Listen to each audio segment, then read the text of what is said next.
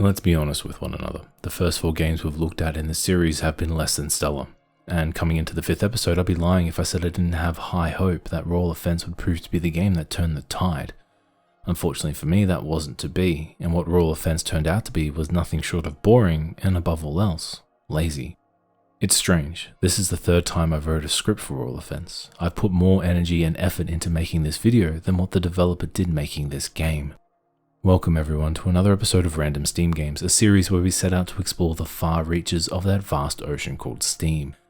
Our goal is to find that hidden gem, that diamond amongst the waves, a title that has remained lost to the wider gaming community, and along the way we discover that sometimes, some things should remain in Davy Jones's locker. In this episode, I present to you Royal Offence, a game that was originally released in 2017, at least on Steam anyway, because as we're about to discover, the true release date is a matter of perspective. Regardless, Royal Offence is surprisingly sitting on a respectable, mostly positive from 51 reviews. With that, you'd be forgiven for thinking that we're actually in for a decent time, perhaps we're playing a fun little strategy game. Before we take a step further, why don't we head on over to the Steam page and read the game's description. While fulfilling orders, your heroes improve their skills and talents, as well as earn gold to be spent on new equipment, weapons, and magical elixirs. Take control of your castle, improve it, and get access to new troops and buildings. Earn gold by waging war against nearby monster tribes. Game features a legendary indirect control strategy where you can drag and drop your troops and heroes, 10 plus types of heroes with dozens of statistics, weapons, and armor, a dozen types of monsters, magic library with R6 spells, 25 scenario missions, 3 difficulty levels. Right. We did it. We got through it. Well done. But let's take a moment to absorb what we've actually just read. Remember, this is a professional description of a product that wants your money. So, we have heroes fulfilling orders, okay, legendary indirect control strategy, whatever that means, and an incredible 6 spells at our disposal. Look, I'm not mad, I'm just disappointed. The real star of the show, however, is this little paragraph below. What Royal Offence really is under the mask is a PC port from an Android title.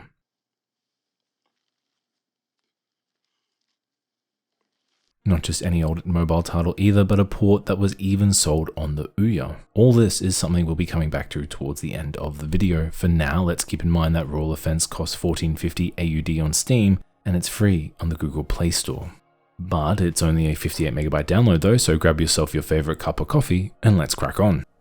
First thing we notice though is the very simple menu design. There's really not a lot for us to go on at all. In fact, there's no option tweaking the graphics. What we do have though are these very clearly original and certainly not knockoff Final Fantasy wizards. Take note of the drawings as we'll be discussing them later on. So let's dive into Raw Heroes, and we're brought to what perhaps is the blurriest mission select screen I've ever seen. Something that's not at all optimized for full screen, let alone PC. PC ports of mobile titles get a bad rap for being quite often lazy or just simple cash grabs. Royal Offence is in no way bucking that trend, clearly half-assed with an absolutely ridiculous price tag to boot. But I'm getting slightly ahead of myself, so let's move past this little speed bump and see what the tutorials are like. And I'm struggling to think of a better word than lacking. How about absent? Yeah, that works. Royal Offence really doesn't give a lot away at all. We're instructed on how to purchase units, what each unit does, and what the titular heroes can do. Outside of that, we're on our own, mostly because that's all the game has for us.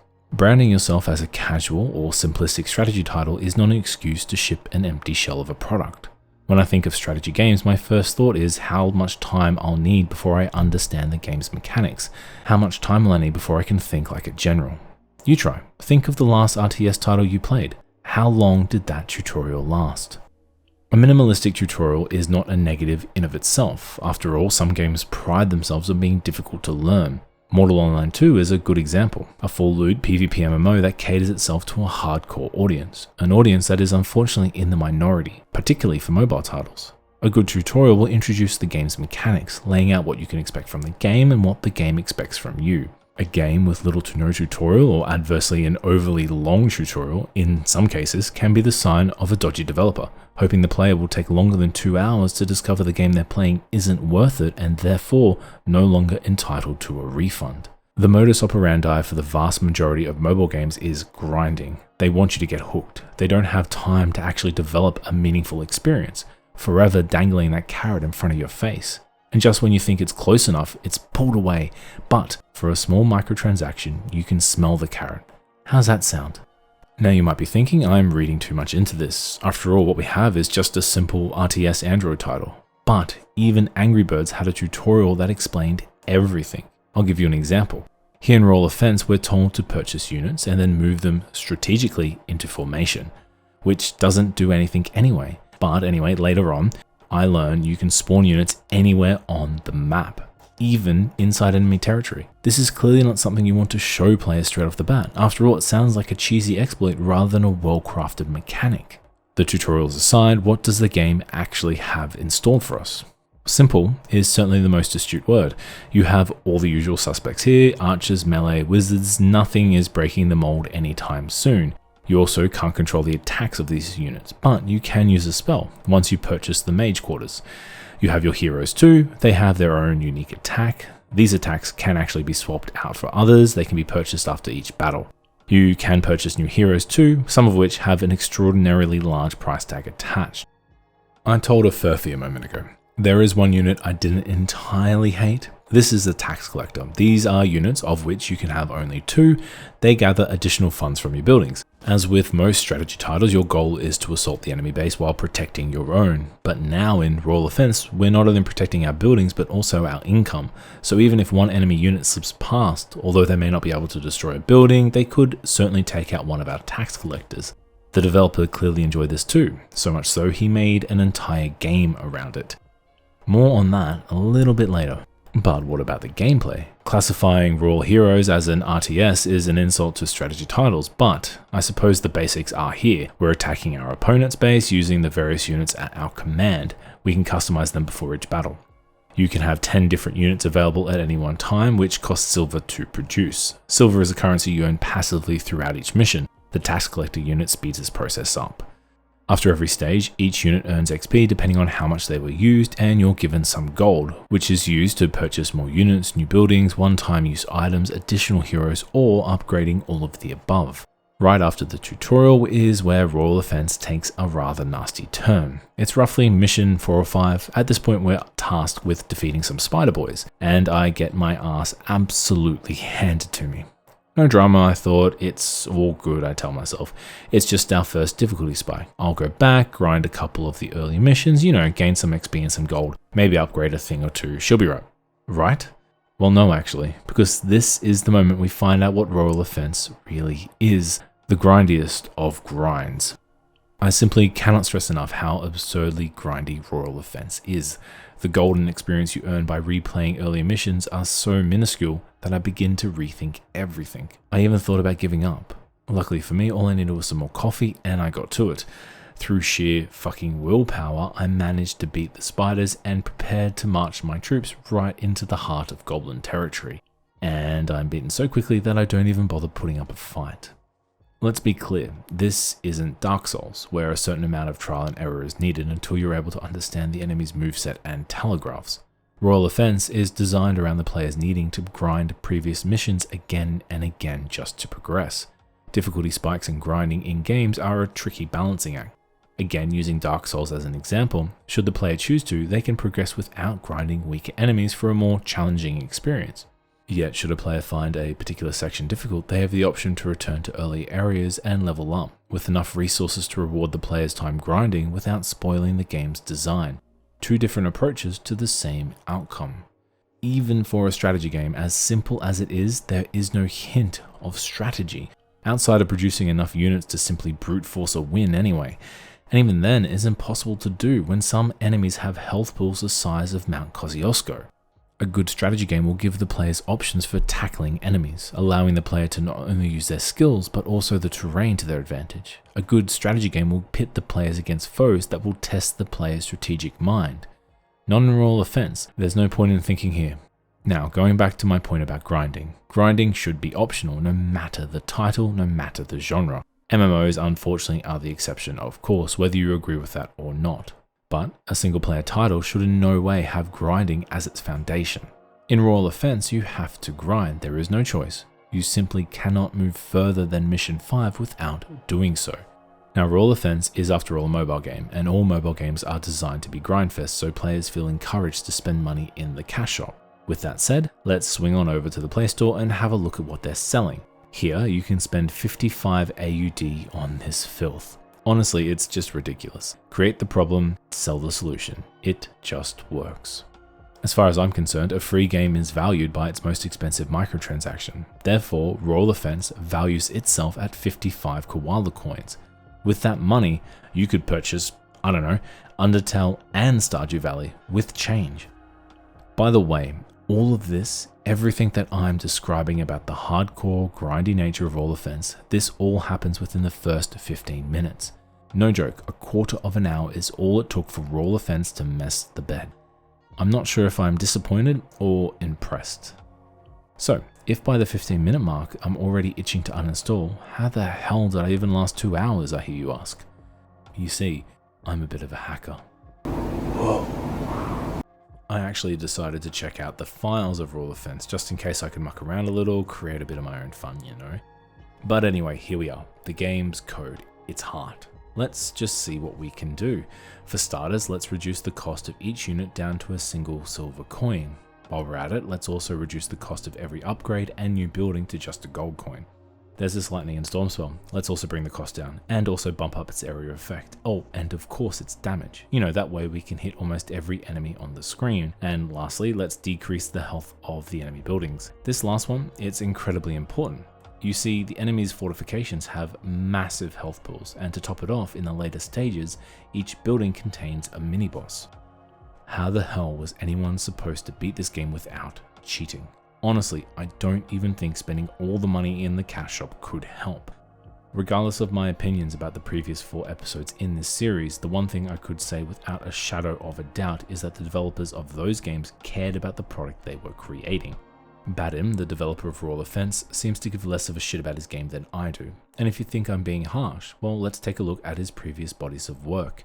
We have Raw Heroes and Royal Offence, which actually are the same game, and then there's Raw Booty Quest. Ooh, but let's not forget his latest title, perhaps his magnum opus, Royal Merchant, which is in early access and contains all the sprites from Royal Offence. Look, he really does like those red and yellow banners, I'll give him that. Credit where credit is due, he certainly knows how to upcycle. I mean, the infamous Royal Merchant is just the tax collector from Royal Heroes. And I did say here because Magnum is one man who has been developing games since 2007. Do you remember Newgrounds? Here he is.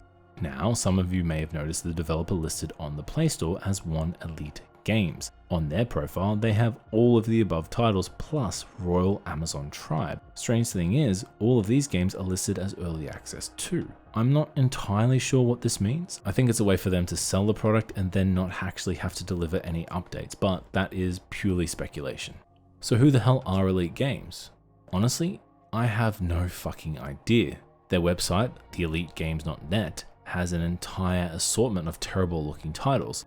Their Twitter page hasn't posted a thing since the 5th of April 2021, but we did find out that Royal Heroes was actually a Kickstarter project that received over $10,000 of its $10,000 goal. As we dig a little deeper, we find out that our friend Vadim, or Vadim Starajan, is actually the CEO and lead programmer of Elite Games. All of this is twisting and turning into a giant web of I really don't give a shit. At the end of the day, Royal Heroes is still garbage. I'm not trying to be harsh, I understand that game development is difficult, especially if you're going at it alone or even as an indie studio. But selling this game on Steam for $14.50 is way too much. Hell, $5 would be too much, but at least that's the same price as my double espresso. Balancing the sell price of a game is hard. You have to take into consideration the time you invested, resources used, and above all else, a price that would ultimately appeal to the audience. Kena Bridge of Spirits did this marvelously, selling for $60 at launch. The game boasted a stunning world, beautifully designed characters, fantastic music, fun combat, and a great story. Royal Offence is selling for a quarter of Kena's price, and it's a 5-year-old copy of another game. Hell, even Undertale launched for only 25 AUD, so Magnum is valuing Royal Offence almost as much as Undertale or Stardew Valley. You know what, why don't we break it down and compare the qualities I listed for Kena Bridge of Spirits to Royal Offence? Did Royal Offence present us with a stunning world to immerse ourselves in? No, it most certainly did not. How about the character design? Well, look, honestly, they're not bad for sprites. I actually like them. Tidor, the pixel artist, is actually rather talented. I'll link his website below. What about the music? Well, that's horrid. It's absolute shit. It's the same looped crap over and over and over again.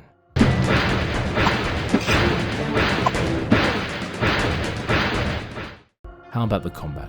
Well, we already had to bugger around with the code just to get past mission 5, so that's a fail. That just leaves the story. Actually, what is the bloody story of Royal Offence?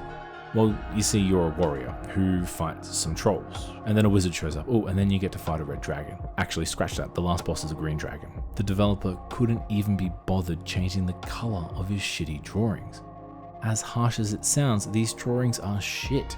If you told me a child drew them, fine, no worries, but child labor laws exist for a reason, not just to protect the kids, but also our eyes from garbage like this. To top it off, there's no audio or text either. I mean, how lazy can you fucking get? You even have a talented artist working for you. Why not use him?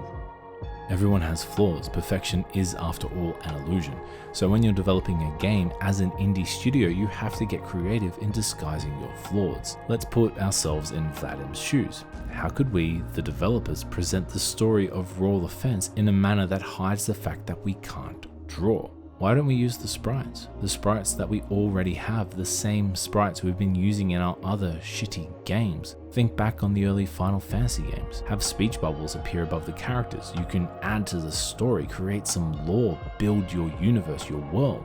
Hell, if you want to get cynical, adding more to the story would pad out the game, potentially justifying a higher price tag.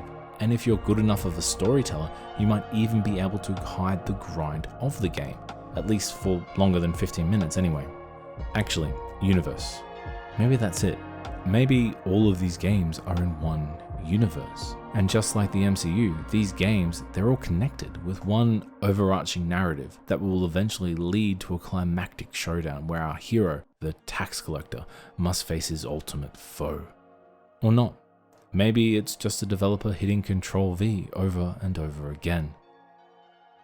I hold no ill will to Vadim or Elite Games. After all, they have made a video game and need to earn a living, but what rubs me the wrong way is when your business model is to make the same game for years, with slight variations between installments, so you can trick gullible players into purchasing a title that looks similar to whatever is popular at the moment, and then have the audacity to charge a dick ton of money for it.